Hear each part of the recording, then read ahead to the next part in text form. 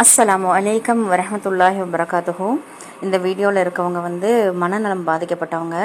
இவங்களுடைய ஃபஸ்ட்டு அறிமுகமே நான் சாப்பாடு இவங்களுக்கு கொடுத்துட்டு இவங்களை பற்றி விசாரிக்கணும் அப்படின்னுங்கும்போது அவங்க என்ன செஞ்சாங்கன்னா, எனக்கு சாப்பாடை வந்து நான் காசு கொடுக்காம வாங்கிக்க மாட்டேன், இந்த 5 ரூபாயை வாங்கிக்கோங்க, இந்த 10 ரூபாயை வாங்கிக்கோங்க, அப்போ தான் நான் சாப்பாடு வாங்கிக்குவேன் அப்படின்னாங்க.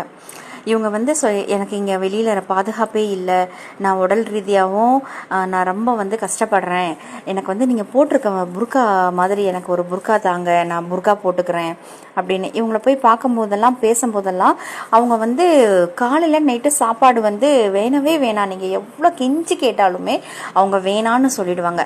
ஆனால் நைட்டு 8 மணிக்கு மேலே எனக்கு கொண்டு வந்து கொடுங்க, நான் வாங்கிக்கிறேன் அப்படிம்பாங்க. ஆனால் இன்றைக்கி அவங்க சொன்ன விஷயம் எனக்கு ரொம்ப மனசை பாதிச்சுது.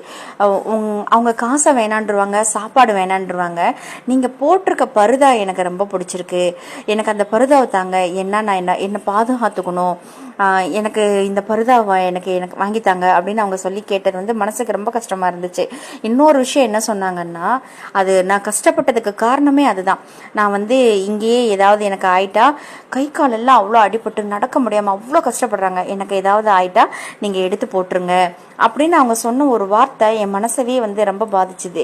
உயிரோடு இருக்கவங்களுக்கு ஒரு வேளை சோறு தர மாட்டேங்கிறோம், அவங்கள ஏன்னு கேட்க மாட்டேங்கிறோம், ஆனால் இறந்ததுக்கு அப்புறமா காக்காய்க்கு சோறு வச்சு கொண்டாடுற சமூகமாக இருக்கும்.